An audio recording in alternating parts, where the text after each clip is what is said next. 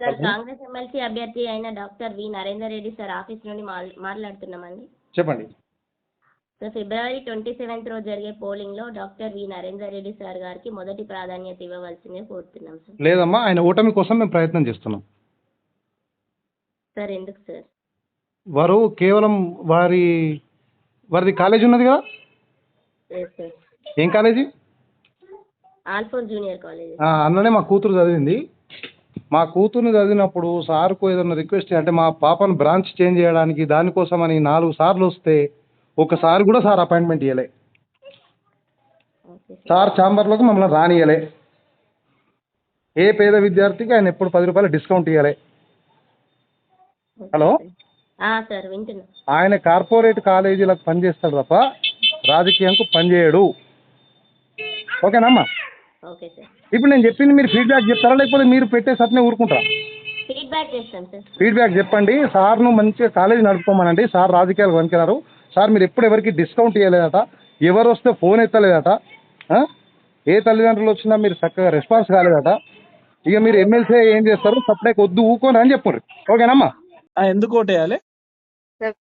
Benefits ఉంటాయి కదా sir గెలిస్తే. ఏం బెనిఫిట్స్ అండి? సార్ ఎడ్యుకేటెడ్ కదా సార్, ఎడ్యుకేటెడ్ వాళ్ళకి బెనిఫిట్స్ ఉంటాయి కదా. ఇప్పుడు మీరు ఎవరి గురించి మాట్లాడుతున్నారండి? సార్ మీరు ఏ క్యాండిడేట్ గురించి మాట్లాడుతున్నారు? ఇప్పుడు ఏ పార్టీ క్యాండిడేట్ గురించి మాట్లాడుతున్నారు? ఎవరి తరపున మాట్లాడుతున్నారు? Congress party doctor V Narender Reddy sir. ఇప్పుడు నరేందర్ రెడ్డి గారు కాంగ్రెస్ పార్టీ తరపున నిల్చుంటారు కదా. ఫస్ట్ అవును కాంగ్రెస్ పార్టీ ఇచ్చిన 6 గ్యారంటీలు అమలు చేస్తున్నారా అండి? సార్ పార్టీ టికెట్ మొన్ననే కన్ఫర్మ్. కరెక్టే అండి, పార్టీ టికెట్ కన్ఫర్మ్ అయింది. కన్ఫర్మ్ వల్ల సార్కి ఓకే పర్లేదు. కానీ కాంగ్రెస్ పార్టీ అధికారంలోకి వచ్చే కంటే ముందు 6 గ్యారంటీలు ఇస్తామని చెప్పింది, అమలు చేస్తామని చెప్పింది 100 రోజులలోనే. 100 రోజులు అయిపోయింది, 6 గ్యారంటీలు అమలు చేసిందా? చేయలేదు. పిఆర్సీ పెంపు చేస్తాము అని చెప్పింది, చేసిందా? చేయలేదు. 317 జీవో సవరణ చేస్తామని చెప్పింది, చేసిందా? చేయలేదు. ఉద్యోగాలు ఇస్తామని చెప్పింది, చేసిండ్రా? చేయలేదు. నిరుద్యోగ వృత్తి ఇస్తామని చెప్పారు, చేసిర్రా? చేయలేదు.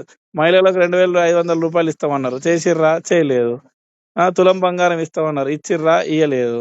ఇక కనీసం రోడ్లు ఎత్తుర్రా? వేస్తలేరు. అసలు మరి ఇక బండ్లు ఇస్తా అన్నారు, అదాన్ని ఇచ్చిర్రా? ఇయ్యలేదు. ఏం చేస్తుంది కాంగ్రెస్ పార్టీ? రోజుకొక గురుకులాలలో పాయిజన్ అవుతుంది, ఫుడ్ పాయిజన్ అవుతుంది. దాన్ని ఏమంటారు, పిల్లలు చచ్చిపోతున్నారు. సార్ సార్ సార్ మేము జస్ట్ ఇన్ఫార్మ్ చేయడానికి కాల్ చేశాం సార్. ఇన్ఫార్మ్ చేయాలన్నప్పుడు మీరు ఎందుకు ఓటేయాలి అనేది ఓటేయండి అని అడగద్దు. మరి ఇవన్నీ సమస్యలు ఉన్నాయి. పోనీ నరేందర్ రెడ్డి గారి గురించే మాట్లాడదాం. 2018లో కాంగ్రెస్ పార్టీలో జాయిన్ అయ్యారు నరేందర్ రెడ్డి గారు. నరేందర్ రెడ్డి గారు ఏ ఒక్క రోజన్నా ఈ సమస్యల పైన అప్పుడున్న గవర్నమెంట్ కానీ, బీఆర్ఎస్ గవర్నమెంట్లో కానీ, ఇప్పుడున్న కాంగ్రెస్ గవర్నమెంట్ కానీ క్వశ్చన్ చేసిర్రా? చేయలేదు. పోనీ ఇంటర్మీడియట్ స్టూడెంట్స్ అందరికీ చదివిస్తాడు కదా, అంటే స్కూల్ పెట్టిర్రు కదా. ఇంటర్మీడియట్ స్టూడెంట్స్ చచ్చిపోయినప్పుడు నరేందర్ రెడ్డి ఏమన్నా మాట్లాడిండా? మాట్లాడలేదు. గ్రూప్ 1 మొన్న పేపర్ లీక్ అయింది బీఆర్ఎస్ గవర్నమెంట్ ఉన్నప్పుడు, దానిపైన ఏమన్నా మాట్లాడిండా? లేదు. పిల్లలందరూ కొంతమంది సూసైడ్ కూడా చేసుకున్నారు. ఉద్యోగస్తుల గురించి మాట్లాడిండా? లేదు. ఇవన్నీ మాట్లాడకుండా ఇప్పుడు వచ్చి ఓటేయమంటే ఎందుకు ఎత్తారండి?